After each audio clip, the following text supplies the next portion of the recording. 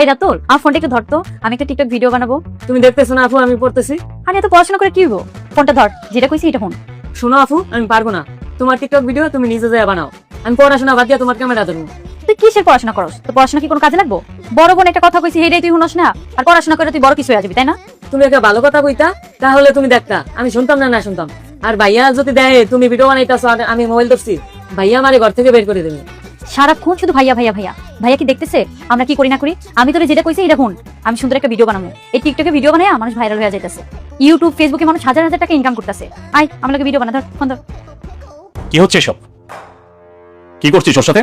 না ভাইয়া কিছু করছি না, ও পড়তেছিল তো ওকে পড়া বুঝাই দিচ্ছিলাম। তুই কি করছিস কি না করছিস আমি এখানে দাঁড়ায় সবই শুনতেছিলাম। কেন করছিস এসব? তুই কি চাস আমাকে একটু বলবি? নিজে তো পড়াশোনা করসই নাই, চরম লেভেল একটা ব্যাপারও হয়ে গেছিস তুই। কারোর কথা মানছিস না, কারোর কথা শুনছিস না। ও পড়তেছে, ওকে পড়াটা বন্ধ পড়তে দিচ্ছিস না কেন? এমন কেন করতেছিস তুই? কি চাস আমার কাছে বলতো? মানুষের কাছে শুনছি বোনেরা নাকি ভাইয়ের দুঃখ বুঝে, তুই আমার দুঃখ কই বুঝোস? গত পরশুদিন আমি তোকে একটা ছেলের সাথে দেখছি, তুই রিস্কা করে কোথায় জানি যাচ্ছিস। এটা কে ছিল? ভাইয়া ও আমার ফ্রেন্ড ছিল, আমরা একটু রেস্টুরেন্টে খাইতে গেছিলাম। আল্লাহ, আমি বুঝতেছি না আমি ওকে দেন কি করবো। তুই কি চাচ্ছিস আমাকে একটু বলবি?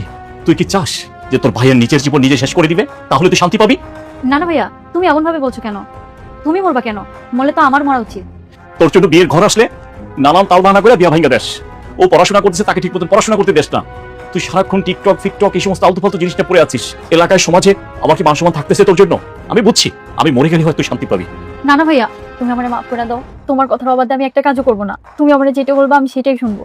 ভাইয়া তুমি আমারে মাফ করে দাও, তুমি মরার কথা কইও না। ছোটবেলা থেকে তুমি আমাকে পাইলা মানুষ করছো, তুমি চলে গেলে আমরা কই যাবো? ভাইয়া মাফ করে দাও আমারে। আমি রহিম কাকারে কইছি কালকে একটা ছেলে আসবে করে দেখতে। ছেলেটা খুবই ভালো, ব্যবসা করে। আল্লাহর হস্তে দয়া কইরা আর কোনো বাহানা করিস না। ছেলেটারে পছন্দ হইলে রাজি হয়ে ছেলেটার কাছে বিয়াবো। দেখ তুই যথেষ্ট বড় হইছস, ওঠ। এই তুই পড়াশোনা কর। আর রান্নাবান্না করছিস না? আমি করবো। আমি রান্নাবান্না সবকিছু কমপ্লিট করে রাখছি, তুমি হাত মুখ ধুয়ে আসো, আমি তোমাকে খাবার দিচ্ছি। আচ্ছা তাহলে আমাকে একটু ভাব দে।